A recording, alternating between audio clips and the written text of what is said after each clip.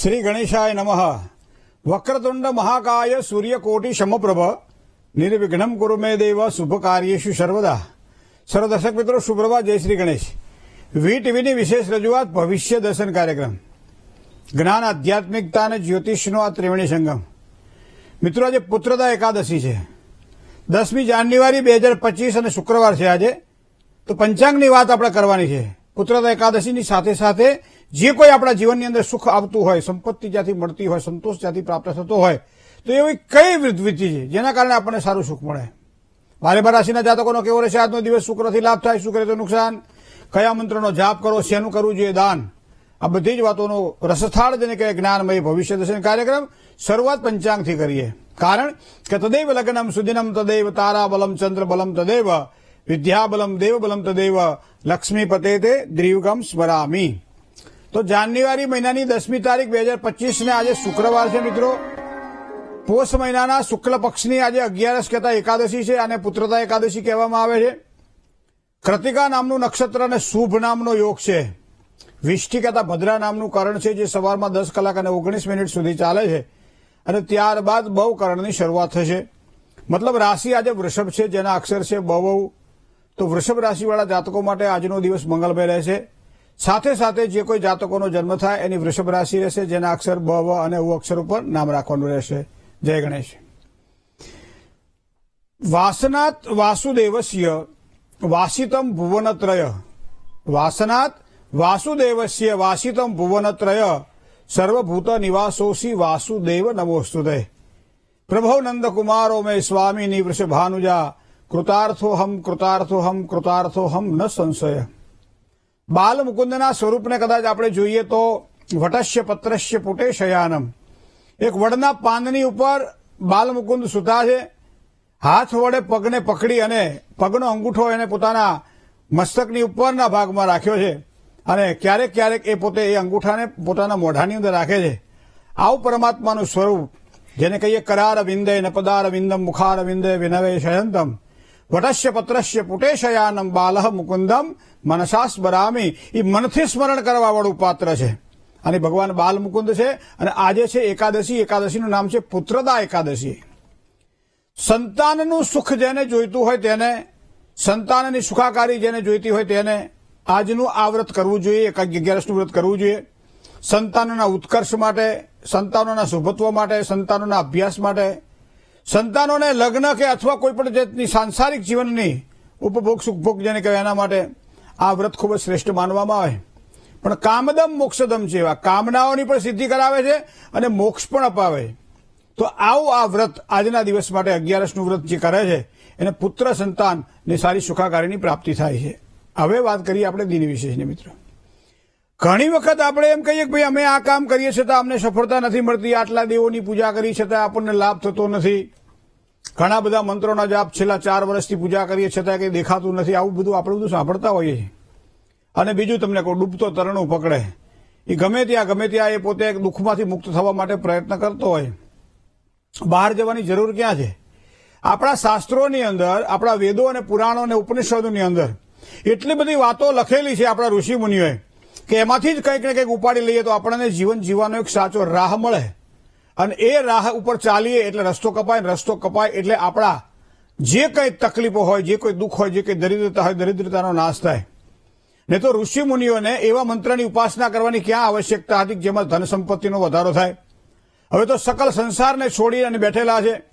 અને જેને કહેવાય ઉપરવાળા પરમાત્માની સાથે જેની પ્રીતિ છે એના સંસારિક દુનિયાવી જેને કહી શકાય એવી ક્યાં એની પડોજણમાં પડવાની જરૂર છે?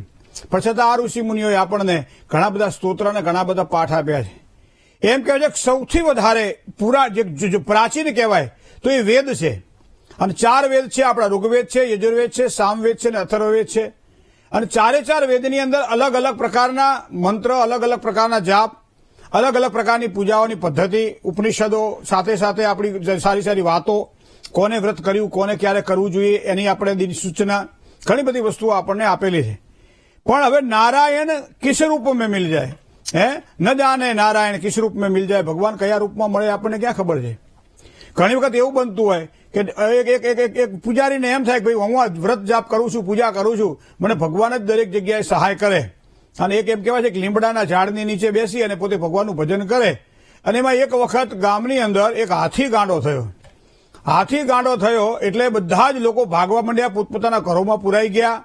જે બહાર હરતા ફરતા હતા એ બધા રોડ સાફ થઈ ગયા, બધા રસ્તાઓ બધા સાફ થઈ ગયા અને એકદમ સુનકાર વ્યાપી ગયો. અને છતાંય આ વ્યક્તિને ભગવાન ઉપર ભરોસો હતો અને આંખ બંધ કરીને ઓમ નમો ભગવતે વાસુદેવાય મંત્રનો જાપ કરતો હતો. એવા સમયે નાનકડું ગામના મુખી આવ્યા કે ગોર બાપા ઉઠો, હાથી ગાંડો થયો છે. તો કે ના, મને ભગવાન બચાવી લેશે. મુખી તો નીકળી ગયા બીકના માર્યા. સરપંચ આવ્યા, મંત્રી આવ્યા, બધાએ કીધું ગોર બાપા ઉઠો, હવે આ હાથી ગાંડો થયો છે, નજીક આવશે, કંઈક તકલીફ થશે. કે ના, ગમે તે થાય, મને ભગવાન બચાવી લેશે. એ ગામની ગોવાલણ પણ આવીને એમ કહે છે બાપા ઉઠો હવે. ઘણા બધા વ્યક્તિઓએ કહ્યું પણ છતાં બાપા ઉઠ્યા નહીં. શું કામ? કે એને ભરોસો હતો કે ભગવાન મને બચાવી લેશે. અને એમાં એ ગાંડો હાથી ત્યાં આવ્યો, સૂંઢમાં લઈ અને બાપાને તો નાખ્યા ઊંધે કાંધ.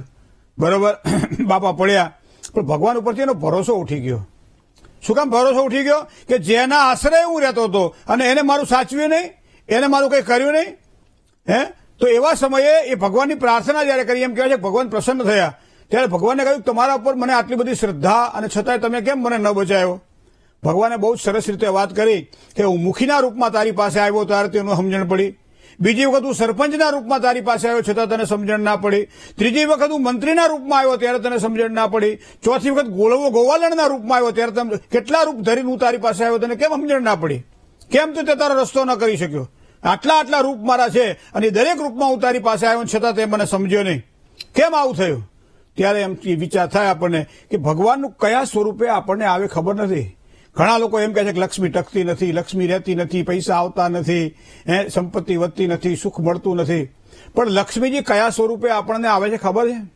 ઘરની અંદર નાનકડી દીકરીનો જન્મ થાય અને એ દીકરી આપણા માટે લક્ષ્મી સ્વરૂપે હોઈ શકે છે. બાપ અને માને એ ઉજ્જવળ કરે છે, એની કારકિર્દી સુધારે છે. અને એમ કહેવાય છે કે દીકરી આવ્યા પછી મારા ઘરમાં બહુ ખૂબ સારું સુખ મળ્યું. આ લક્ષ્મી સ્વરૂપે દીકરી આવી છે. પુત્ર વધુ તરીકે આવવાવાળી દીકરી પણ આપણા ઘરની અંદર બીજાની દીકરી છે, પત્ની બની અને અહીંયા આવે છે અને લક્ષ્મી તરીકે ઘરમાં પોતાનું સ્થાન બનાવે છે. આ લક્ષ્મી પણ હોય છે. ફોઈબા જે છે એ પોતે પોતાના સાસરે છે પણ જ્યારે ઘેર આવે છે પિતાની હાજરીમાં બેન, અને એવા સમયે એના ભત્રીજાઓ ફોઈને પણ સ્વરૂપે માની શકે છે લક્ષ્મીજીનું. કેટલા લક્ષ્મીજીના સ્વરૂપ છે મિત્રો. માના સ્વરૂપમાં પણ લક્ષ્મીજી આપણને જોવા મળે, દીકરીના સ્વરૂપમાં પણ લક્ષ્મીજી આપણને જોવા મળે, પુત્ર વધુના સ્વરૂપમાં પણ લક્ષ્મીજી આપણને જોવા મળે, ફોઈના સ્વરૂપમાં પણ લક્ષ્મીજી જોવા મળે, માસીના સ્વરૂપમાં પણ લક્ષ્મીજી જોવા મળે. અરે ઘણી બધી એવી છે. આંખ મારી ઉઘણે ને સીતારામ દેખું, ધન્ય મારું જીવન કૃપા એની લેખું. કેટલા પ્રકારે લક્ષ્મીજી છે. પણ આ લક્ષ્મી મારી પાસે આવે કેવી રીતે? ઘણી વખત આપણને, હું તમને એક વસ્તુ કહું, ચિંતા આ છે આપણને કે લક્ષ્મી તો આવી ગઈ છે પણ એ લક્ષ્મીને આપણે ઓળખી શકતા નથી કે કયા સ્વરૂપમાં લક્ષ્મીજી છે. પણ એટલા માટે જેમ કહેવાય છે કે યત્ર નાર્યસ્તુ પૂજ્યંતે રમંતે તત્ર દેવતા. જ્યાં નારીની પૂજા થાય છે ત્યાં દેવતાઓ 33 કરોડ દેવતાઓ ત્યાં રમણ કરે છે, મતલબ ત્યાં જ પોતે હાજર રહે છે. આવું એક તત્વ છે, એ સ્ત્રી તત્વ છે જેને આપણે માના સ્વરૂપે જોઈ શકીએ છીએ, દીકરીના સ્વરૂપે, પત્નીના સ્વરૂપે, કોઈ પણ સ્વરૂપે આપણે જોઈ શકીએ. પણ છે તો એ લક્ષ્મી જ મિત્રો. મારા ઋષિ મુનિઓને કેટલા સારા વિચારો જે તે સમય આવ્યા છે. વિચાર કરો, ઋગ્વેદ સંહિતાની અંદર અષ્ટક વર્ગની અંદર એક અધ્યાય ચોથો છે અને ચોથા અધ્યાયની અંદર જે સ્તોત્ર છે એ સ્તોત્ર આજ ઘરે મોટા ભાગે આપણે સ્તોત્રનો પારાયણ કરીએ છીએ. અને સ્તોત્રનું નામ છે શ્રીની પ્રાપ્તિ માટે, લક્ષ્મીની પ્રાપ્તિ માટે, કામનાઓની સિદ્ધિ માટે, સારા વિચારો આવે એના માટે, સ્વાસ્થ્ય સુધારો થાય એના માટે, પવિત્રતા જળવાય એના માટે. એ કયો સ્તોત્ર છે? શ્રી સુક્ત. તો શ્રી સુક્તનો પાઠ જે વ્યક્તિના ઘરની અંદર થાય એ ઘરની અંદર કાયમ લક્ષ્મીજી નિવાસ કરે છે. અને એટલા માટે શ્રી સુક્તનો પાઠ ક્યાં કરવો? તો કે શ્રી યંત્રની પૂજા દ્વારા શ્રી સુક્તનો પાઠ કરી શકીએ. તો મતલબ શ્રી યંત્રની અંદર માતાજીના તમામ સૂક્ષ્મ સ્વરૂપો આવી જાય છે મિત્રો. એની અંદર તમે એ ચક્રો જોજો, બધા અલગ પ્રકારના ચક્રો આપણને જોવા મળશે. તો આ સામાન્ય યંત્ર નથી. યંત્રનો મહારાજ જેને કહેવામાં આવે, યંત્ર રાજાય વિદ્મહે મહાયંત્રાય ધીમહિ તન્નો યંત્ર પ્રચોદયાત. અને એ યંત્ર છે એ શ્રી યંત્ર છે. અને શ્રી યંત્રની અંદર આપણે મહાલક્ષ્મીજીની ઉપાસના કરીએ છીએ, અષ્ટલક્ષ્મીની ઉપાસના કરીએ છીએ. અને માટે શ્રી આપણા યંત્ર સામાન્ય યંત્ર નથી બની જતું, આપણા માટે શ્રી યંત્ર બને છે. તો આ શ્રી યંત્રની પૂજા સફળતા અપાવે છે. મતલબ કે શ્રી ત્યાં સાક્ષાત છે, મતલબ લક્ષ્મી ત્યાં સાક્ષાત છે. હવે મંત્ર શક્તિની વાત જો કરીએ તો ઘણા બધા મંત્રો છે. માનો કે તમે કોઈ પણ મંત્ર લઈ લો, લક્ષ્મીજીનો મંત્ર તમે લક્ષ્મી ગાયત્રી લઈ લો તમે, બરાબર? તો મહાલક્ષ્મી છે વિદ્મહે વિષ્ણુ પત્ની છે ધીમહિ તન્નો લક્ષ્મી પ્રચોદયાત. તો આ વૈદિક મંત્ર છે. હવે પૌરાણિકતાની દ્રષ્ટિએ જાઓ, યા દેવી સર્વભૂતેષુ લક્ષ્મી રૂપેણ સંસ્થિતા નમસ્તસ્યે નમસ્તસ્યે નમસ્તસ્યે નમો નમઃ. સ્પેશિયલ તમારે શ્રી યંત્રની પૂજા કરવાની હોય અને ફક્ત શ્રી લક્ષ્મીની ઉપાસના કરવાની હોય ત્યારે 3 સંપુટ બીજના આવે છે આગળ, શ્રીમ રીમ અને શ્રીમ, અને પછી આવે કમલે કમલાલયે પ્રસિદ્ધ પ્રસિદ્ધ, અને પછી પાછા બીજ મંત્રનો સંપુટ થાય શ્રીમ રીમ શ્રીમ. એવા મહાલક્ષ્મીજી મારી ઉપર કૃપા કરો. તો શ્રીમ રીમ શ્રીમ કમલે કમલાલય પ્રસિદ્ધ પ્રસિદ્ધ શ્રીમ રીમ શ્રીમ મહાલક્ષ્મીએ નમઃ. લાલ માળા હોય અથવા પીળી માળા હોય અને એ માળા વડે માતાજીના મંત્ર જાપ કરીએ તો સારી સફળતા મળે. લાલ આસન અથવા પીળું આસન પાથરી એની પર બેસીને જો પૂજા કરીએ તો માં શક્તિ પ્રસન્ન થાય, જાગૃત થાય, અને એના કારણે એક સારી શક્તિ ઉર્જાનો સંચાર થાય આપણી અંદર, અને આપણી અંદર રહેલી ઉર્જા જે શક્તિ છે એ યંત્રની અંદર સ્થિર થાય, અને એના કારણે યમ રમ લમ વમ અને સમ, મતલબ કે અગ્નિ તત્વ, વાયુ તત્વ, જળ તત્વ, પૃથ્વી તત્વ, આકાશ તત્વ, 5 તત્વો અંદર ઉમેરાય, જેને પંચતત્વ કહીએ છીએ, અને એના દ્વારા એક ઉર્જા ઉત્પન્ન થાય છે, અને એ ઉર્જા મને તમને જીવનમાં સારી શક્તિ પ્રદાન કરે છે, અને એના કારણે લક્ષ્મીની પ્રાપ્તિ થાય છે. માળા જે કરીએ દરરોજ એક જ માળા હોવી જોઈએ, મંત્ર જાપ કરીએ દરરોજ એક જ મંત્ર હોવો જોઈએ, બને ત્યાં સુધી જે જગ્યા પર બેસીને પાઠ પૂજા કરવાની હોય એ જગ્યા એક જ હોવી જોઈએ. આ બધી વસ્તુઓનો ધ્યાનમાં રાખીએ. મંત્ર બોલતી વખતે માળાનો જે મેરુ જે છે એ મેરુને પહેલા આંખે લગાવવાનો હોય છે, મસ્તક એટલે આજ્ઞા ચક્રે લગાવવાનો હોય છે, અને અક્ષમાલા અધિપતયે સુસિદ્ધિમ દેહી દેહી સર્વ મંત્રાર્થ સાધિની સાધય સાધય સર્વ સિદ્ધિમ પરિકલ્પય પરિકલ્પય મે સ્વાહા. આ માળાનો મંત્ર છે મિત્રો. મંત્ર વગર માળા પણ સિદ્ધ થતી નથી. બીજું, એ મંત્રની કરેલી જે માળા જે હોય ને એને કોઈ ગળામાં ન પહેરવી. ઘણા લોકો શું કરે છે, માળા કરતા કરતા પછી થાકે એટલે માળા ગળામાં પહેરી લે છે. તો એ પણ ક્યારેક નિષેધ બતાવવામાં આવેલું છે આપણા શાસ્ત્રની અંદર. દરેક વસ્તુઓની એક મર્યાદા આપણા શાસ્ત્રમાં બતાવવામાં આવેલી છે. મતલબ તમારે લક્ષ્મીની વૃદ્ધિ જોઈએ, લક્ષ્મીની પ્રાપ્તિ જોઈએ, તો આ વસ્તુનો તમારે સ્વીકાર કરવો પડશે કે મારા ઋષિ મુનિઓએ મને જે સંસ્કૃતિ પ્રદાન કરી છે એની અંદર સંકલ્પબદ્ધ બનીને કામ કરવાની પ્રક્રિયા પણ બતાવવામાં આવેલી છે. તો આ પ્રમાણે કરેલી પૂજા ખૂબ જ સારી સફળતા આપશે. તમે જોજો, જાતવેદ નામના અગ્નિને મારા ઋષિએ ખૂબ જ સારી રીતે એની પૂજા કરી છે. પહેલા જાતવેદ નામના અગ્નિને સારી રીતે પૂજા કરી છે, અને એ જાતવેદ નામના અગ્નિને કહ્યું છે કે યશ્વપૂર્વ પ્રથમધ્યામ હસ્તિનાદ પ્રમોદિનીમ શ્રીયમ દેવી મુપવહે શ્રી રમામ દેવી જુસુદામ કાંસોસ્મિતા હિરણ્ય પ્રાકારા માદ્રામ જ્વલંતિ તૃપ્તામ તર્પયંતીમ પદ્મે સ્થિતામ પદ્મવર્ણામ તામિહો પહવય શ્રીયમ.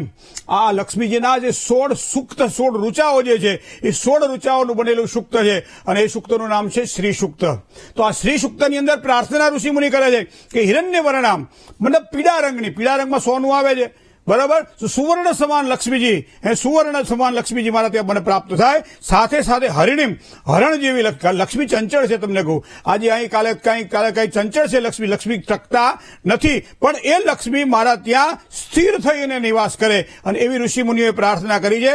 સુવર્ણ રજસસ્ત્રજામ, બરાબર છે, તો સુવર્ણ અને ચાંદી મિશ્રિત કરો, અને જે એનો રંગ થાય, આ રંગવાળી લક્ષ્મી મને પ્રાપ્ત થાય. તો આવી માળા ધારણ કરેલી લક્ષ્મી મને પ્રાપ્ત થાય. આ ઋષિ મુનિઓ તમે જેવો સંકલ્પ કરો ને એવું ફળ મળ્યો. જે માણસ નબળો સંકલ્પ કરે ને નબળા ફળ મળે, અને જે માણસ સારા સંકલ્પ કરે ને સારા ફળ મળે. કારણ કે પ્રકૃતિનો એક નિયમ છે કે તમે જે પ્રમાણે વિચારો છો, ઉપરથી તો ખાલી તથાસ્તુ જ કહેવામાં આવે. તમે કહે રે હું દુઃખી થઈ ગયો, હું હાવ નિરાશ થઈ ગયો, મારું બધાએ કરી નાખ્યું, તો ઉપરથી તથાસ્તુ કે જા તારું એમ જ થશે. કે ના ભાઈ ના, ભગવાને આપ્યું છે, ખૂબ સારું આપ્યું છે, આના કરતા વધારે આપશે એવી મને શ્રદ્ધા છે, મારા કામ ભગવાનની કૃપાથી થઈ ગયા છે. અને ત્યારે ઉપરથી કહે છે તથાસ્તુ, મતલબ તથાસ્તુ તથા અસ્તુ તે કીધું એમ જ થાવ. તો પ્રકૃતિનો નિયમ કોઈને આપતી નથી, કોઈની પાસેથી છીનવતી નથી. તમારા જેવા વિચારો છે, તમારા જેવા સંકલ્પ છે, અને એવા સંકલ્પ એટલે લક્ષ્મીજીની પ્રાપ્તિ આજ ખૂબ જરૂર છે. ઘરે ઘરે લક્ષ્મીજીની જરૂર છે. કારણ કે બધી જ વસ્તુઓ છે, એની પાસે પણ લક્ષ્મી ના હોય તો નાણાં વગરનો નાથીઓ, તો નાણે નાથાલાલ કહેવાય. તો માન જોઈતું હોય, યશ જોઈતું હોય, સિદ્ધિ જોઈતી હોય, તો ઘરની અંદર જેને કહેવાય કે વસુ વગર નર પશુ, વસુ જો ના હોય, પૈસો ના હોય ને, તો ગમે એટલો વિદ્વાન માણસ હોય પણ એની કોઈ કદર થતી નથી હોતી. માટે જ લક્ષ્મીજીની ખાસ જરૂર છે. અને એટલા માટે શું કહે છે કે હિરણ્યમયી લક્ષ્મી, હિરણ્ય એટલે સુવર્ણ, સુવર્ણ જેવી લક્ષ્મી મને પ્રાપ્ત થાય. સાથે સાથે લક્ષ્મીજીનું આવાહન કરતી વખતે આ વિચાર કરવાનો કે ચંચળ છે એનો યોગ્ય ઉપયોગ થવો જોઈએ, યોગ્ય સમય થવો જોઈએ. કારણ કે લક્ષ્મીજી 3 પ્રકારે જાય છે. કાં તો સારા કામમાં જાય છે, કાં તો મધ્યમ કામમાં જાય છે, કાં તો નબળા કામમાં જાય છે. લક્ષ્મીજી કોઈના હાથમાં ટેકતી નથી, કારણ કે ચંચળ છે. માટે પણ સામાન્ય રીતે મારા ઘરની અંદર લક્ષ્મીજી નિવાસ કરે એવી એક પવિત્ર ભાવના દ્વારા ઉપેતુ મામ દેવ સખ કીર્તિશ્ચ મણિનાશ પ્રાદુર્ભૂતોસુરાસ્ત્રેસ્મિન કીર્તિમૃદ્ધ 23,000 મંત્ર જપનું અનુષ્ઠાન છે. જેને શ્રી સૂક્તના પાઠ કરવાના હોય એ 23,000 મંત્ર જપનું અનુષ્ઠાન કરી અને મધ, કમર કાકડી આવા દ્રવ્યો વડે માતાજીને કેમ કે હવ્ય એટલે યજ્ઞ કરે અને યજ્ઞ દ્વારા માતાજીને રાજી કરે અને પછી દરરોજ એક પાઠ કરે તો સારી સફળતા મળે. મંત્ર શક્તિમાં પણ 23,000 મંત્રનો જાપ કરે અથવા સપાદ લક્ષ એટલે 1.25 લાખ મંત્રનો જાપ કરે એને સારી સફળતાની પ્રાપ્તિ થાય. 2 મંત્રમાળા કરવાથી 4 મહિના માતાજીને પૂજવાથી પરિણામ મળે ન મળે, પણ એક સંકલ્પ કરી લ્યો કે મારે આટલા મંત્ર કરવા છે, મારે આટલા સૂક્તના પાઠ દ્વારા માતાજીને પ્રસન્ન કરવા છે, કમળના પુષ્પ દ્વારા માતાજીની સેવા પૂજા કરવી છે. તો આ પ્રમાણે કરવાથી આજે શુક્રવાર છે એટલે કહું છું, અને એમાં પાસ ખાલી એકાદશી છે, એમાં પછી પુત્રતા એકાદશી છે, અને એવા સમય સંકલ્પ કરી લ્યો કે જો મારા ઘરની અંદર સ્થિર લક્ષ્મીની મને જરૂર હશે તો મારે શ્રી શક્તિનો પાઠ કરવો પડશે, ઘરમાં શ્રીયંત્રની સ્થાપના કરવી પડશે, અને એના દ્વારા થયેલી પૂજા માં ભગવતી મને અવશ્ય સારી પ્રસન્નતા પ્રાપ્ત કરાવડાવશે અને જેના કારણે મને સારી સંપત્તિ મળશે. જય ગણેશ. મેષથી માંડી અને મીન રાશિ સુધીના જાતકોનો કેવો રહેશે આજનો દિવસ વાત કરીએ નાનકડા વિરામ બાદ.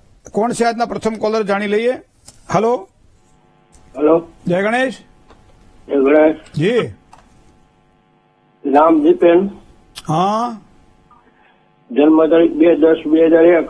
2/10/2001. સમય સવારે 8 વાગે. બરાબર. જન્મ સ્થળ રોડિયા. રોડિયા ક્યાં આવ્યું? જેતપુર પાસે, અમરેલી જિલ્લા. અમરેલી જિલ્લાનું જેતપુર, એની બાજુમાં. બરાબર. શું પ્રશ્ન હતો ભાઈનો? કારખાનાનું નામ બાબતનું હતું. મિથુન રાશિ પર નામ રાખો. ક અક્ષર ઉપર નામ રાખો. કયું? ક અક્ષર. ક કે બરાબર. ક ઉપર નામ રાખો. બીજું કઈ પૂછવું છે? બસ એ જ.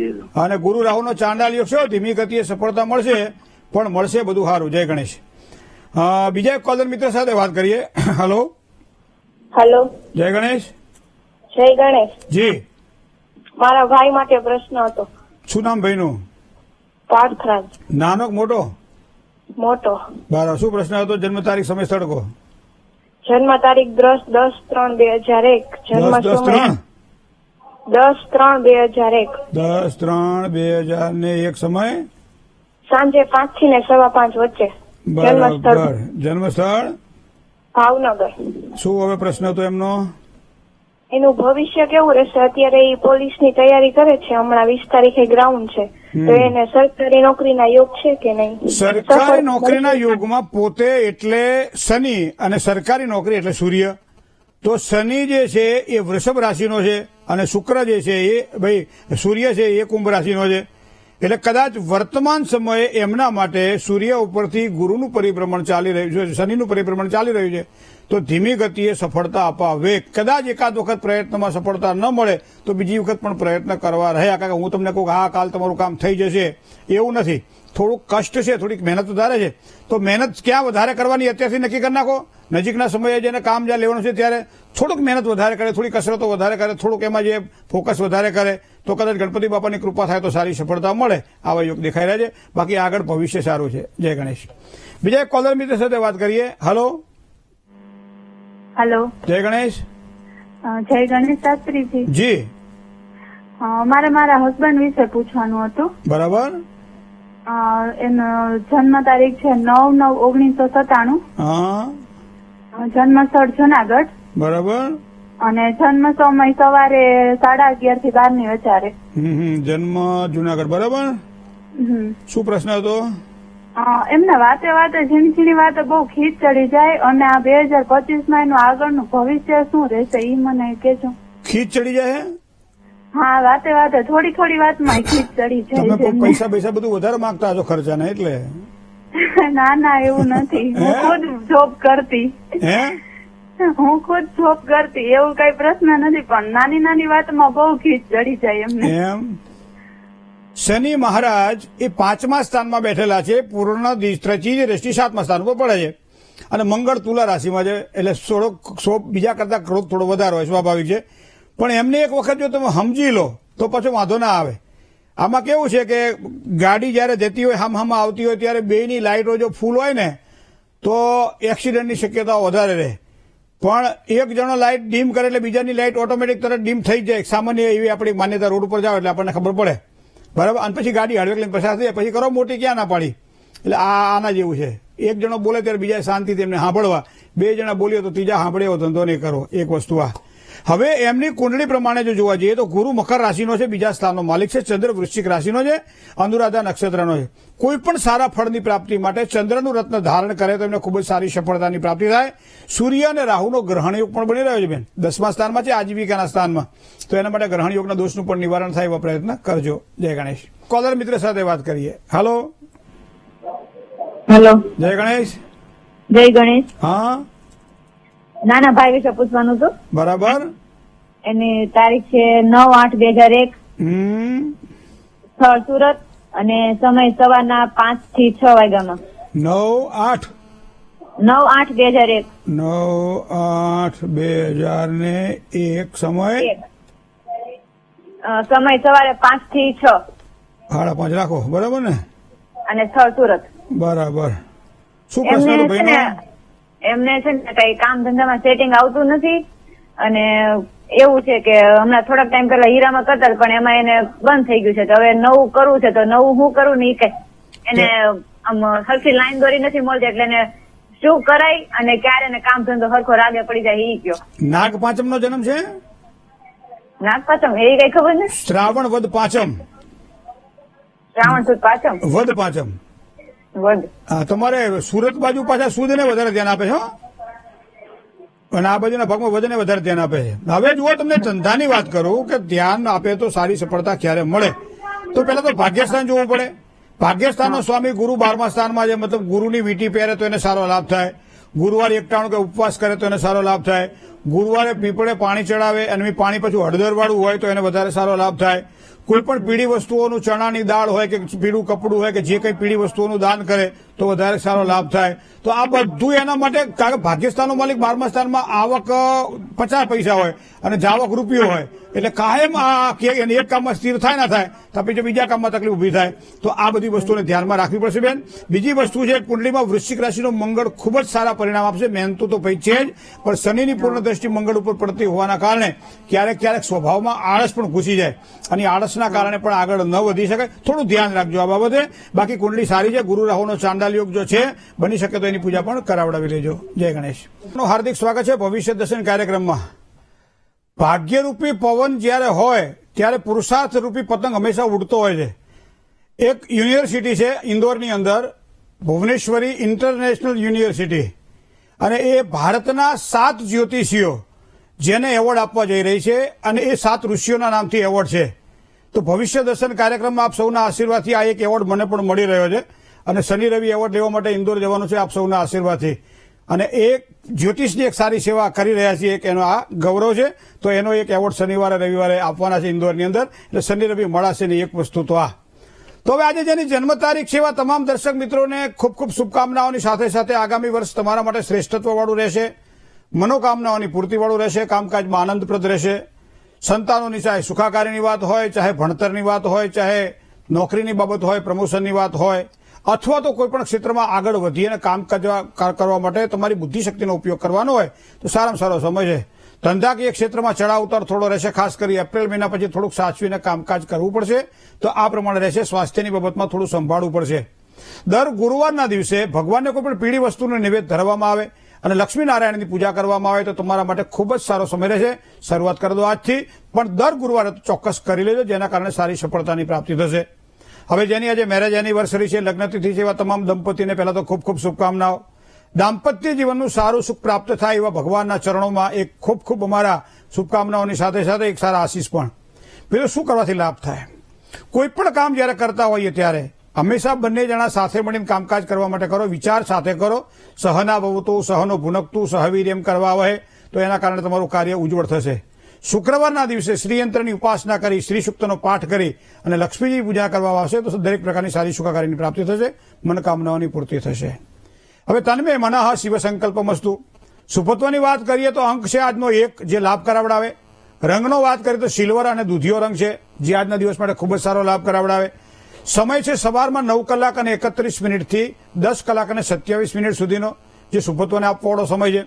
પણ રાહુકાળનો વિચાર કરીએ તો એ સવારમાં 11 કલાક અને 1 મિનિટથી બપોરે 12 કલાક અને 31 મિનિટ સુધી રહેશે.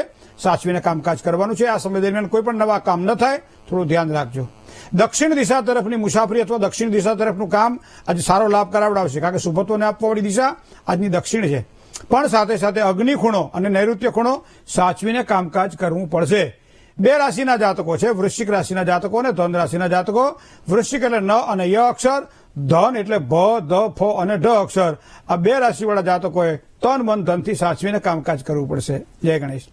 શું કશો દર્શક મિત્રોનું હાર્દિક સ્વાગત છે ભવિષ્ય દર્શન કાર્યક્રમમાં. શ્રીયંત્રની ઉપાસના દરરોજ માટે શ્રેષ્ઠ માનવામાં આવે છે, પણ આજના દિવસ તો ખાસ ખૂબ જ શ્રેષ્ઠત્વ આપશે. શ્રીયંત્રની પૂજા કરો આજના દિવસ માટે. બને એટલો ચોખાનો ઉપયોગ ઓછો કરો. શ્રીમ રીમ શ્રીમ મહાલક્ષ્મી નમઃ આ મંત્રનો જપ આજે ખૂબ જ શ્રેષ્ઠ મંત્ર છે. શ્રીફળ અને મીઠાઈનું દાન કરશો તો વધારે સારો લાભ થશે. જય ગણેશ. મિત્રો, ભવિષ્ય દર્શન કાર્યક્રમની અંદર પત્ર વ્યવહાર દ્વારા પણ આપ આપના પ્રશ્નો મારા સુધી પહોંચતા કરી શકો છો. એના માટેનું સરનામું પણ આપ નોંધી લેશો.